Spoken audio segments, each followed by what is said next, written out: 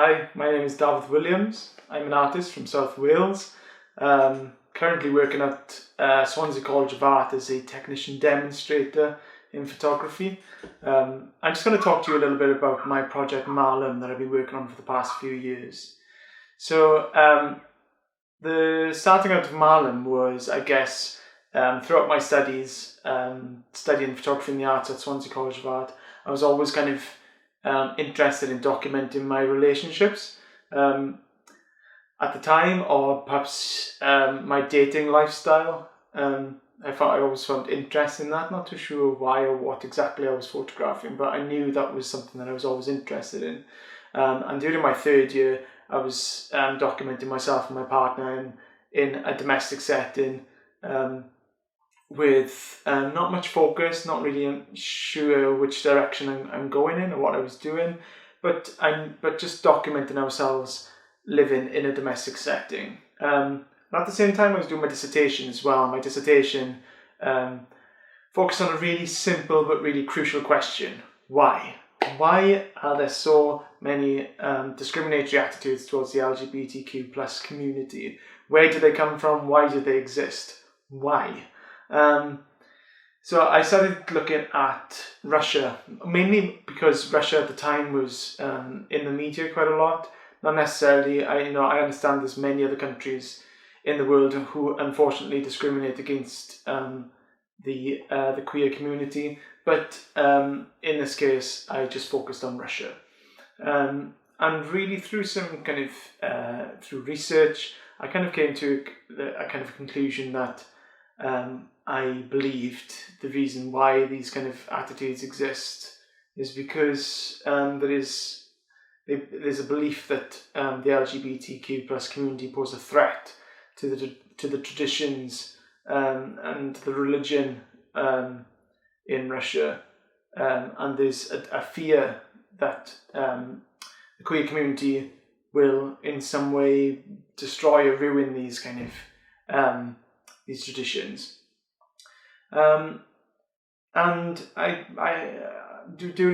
whilst I was creating these photographs of myself and my partner, I made a photograph which was reference to the work of Caravaggio, mainly because of its aesthetic. It's the lighting in the work was kind of like a chiaroscuro lighting, which is like a high contrast black high contrast lighting, which Caravaggio heavily uses in his own work. So I found that interesting, so I decided to do some research into Caravaggio, see what he was all about, and I discovered that Caravaggio was it was highly likely that Caravaggio was a gay man. There was a lot of speculation around it.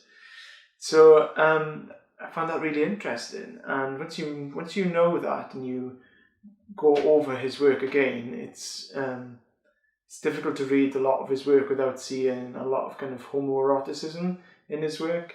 I got really obsessive over the work Boy with a Basket of Fruit, where it's almost as though Caravaggio is depicting this young man, this beautiful young boy, who is kind of looking back at the viewer, or in this case, looking back at Caravaggio with a lot of lust and desire in his eyes and in his body language. He's got his clothes are kind of draped so that his muscular shoulder is exposed.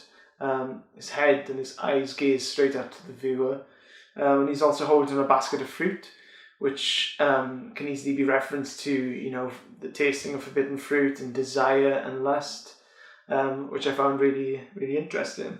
So I decided to then start referencing Caravaggio's paintings into my work, whilst also continuing with my research.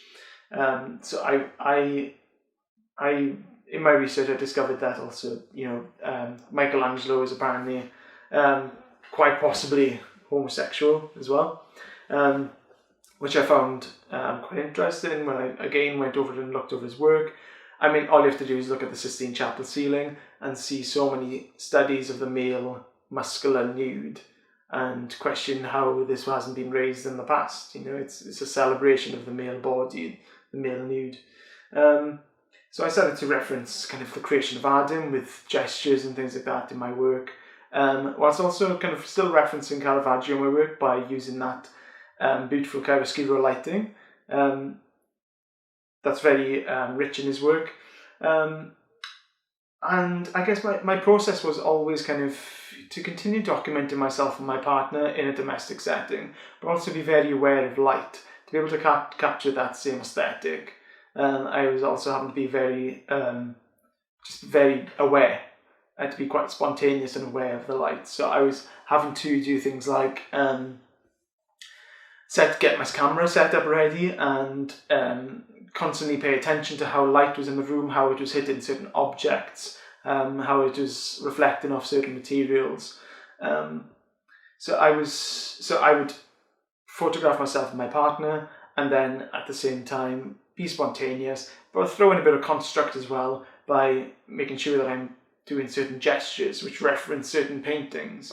And also, you can also delve a bit deeper and kind of look at the kind of religious iconography and things that Caravaggio and Michelangelo depicted.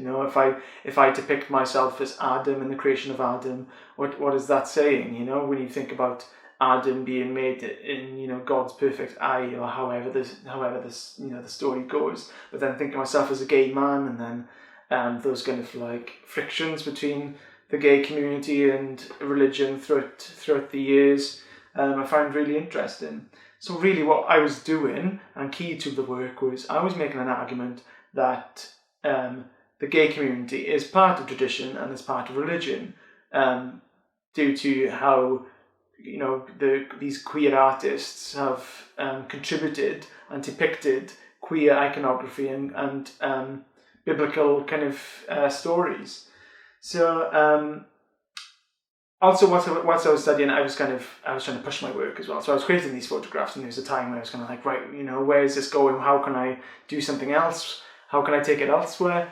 So what I started doing as well is doing video portraits almost. So I was really inspired by the work of Eva Sussman, 89 Seconds in Alcazar, where she recreates a painting by Velázquez called Las Meninas, where she shows the kind of like the before, the during, and the afterwards of a painting, pretty much. So what you've got is the scenario set up, and these subjects move into space, and then they stop and freeze frame at the moment which that fragile moment in which the artist would depict that scene.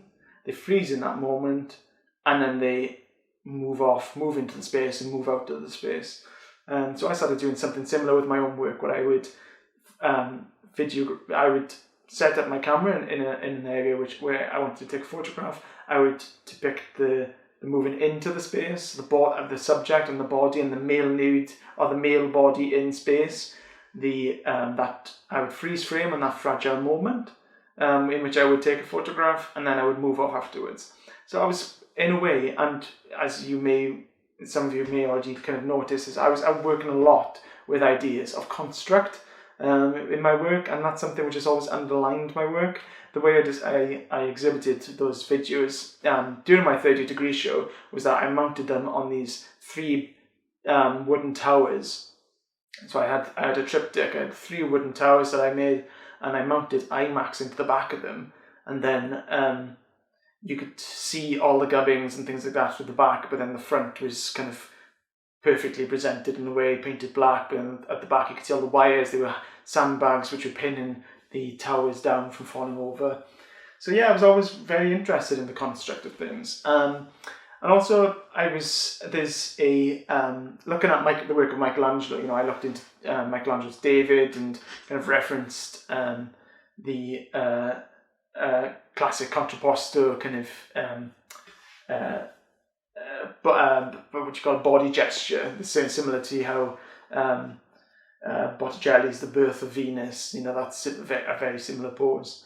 Because I just think David is definitely just a celebration of the male nude again, and perhaps Michelangelo's fascination with the male nude in a way. But also I was kind of interested in as I've mentioned already, the kind of stories behind, so the biblical stories or the mythological stories behind certain paintings and drawings. Now, Michelangelo had this very interesting kind of friendship, relationship with a young man called Tommaso del Cavalieri. And he would send him sonnets and drawings. And one of the drawings that he sent him was the Rape of Ganymede. Now, the story of Jupiter and Ganymede, if nobody knows, is that Jupiter fell in love with this beautiful kind of this beautiful shepherd young boy who Jupiter turned himself into an eagle and abducted and took him back to Olympus to be his cupbearer. And so Michelangelo depicted that scene and sent it to Tommaso de Cavalieri. So it's heavily suggestive of what kind of fantasies Michelangelo was having over Tommaso. So to depict that, I decided to photograph the planet Jupiter and its largest moon, Ganymede. But unfortunately, it was the wrong time of year to be photographing them, and I had never done any sort of planetary photography before. I didn't really know how to go about it. I'm sure I could have learned, but it was the wrong time of year. And so what I decided to do was I went onto the NASA website and I took images of Jupiter and Ganymede from their website, printed them out, put them on cardboard, hung them in the photography studio, and re-photographed them.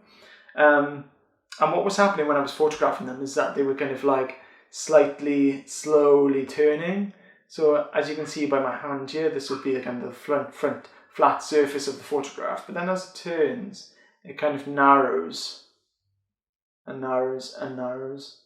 And then it comes back around, and then you see the kind of the back of the image, which was pretty much, you could see the sellotape sticking down the rope and things like that they were hanging on. And then it would turn back to the front again. But I continued to photograph as it spun, and it was really interesting because suddenly our kind of perception of how we perceive these planets was kind of really getting quite twisted. We could read the images to start, and we understood that there was a planet there and perhaps a moon, but then they started to distort and we start to see a kind of almost the gubbins and the construction behind them. So what I've done then, I decided to pick out 8 of those images, and those 8 series in that series get exhibited alongside my work. But the main thing what I want people to do when they view my work, when they view my portraits, when they view these images of Jupiter and Ganymede, is to think about the kind of coding behind them, think about what's kind of gone into them and how there's certain kind of gestures which reference certain paintings and what those paintings means, what those biblical stories mean, what these mythologies mean, and also perhaps thinking about how throughout history the queer communities always had to find ways in which we can secretly communicate certain things with each other. We can see it more recently with how people would use coloured handkerchiefs to display what kind of sexual preference they were into, or what kind of their kind of relationship status or something like that. Even with certain kind of queer language that's kind of quite popular at the moment. I think popular drag culture at the moment has kind of highlighted certain queer languages which were used to kind of communicate with each other without being discriminated against. So I'm definitely doing that in my own work. I'm kind of coding certain gestures and certain messages in my work which are meant to be communicated to the viewer. So when the viewer views my work, they need to be thinking into what am I trying to tell you?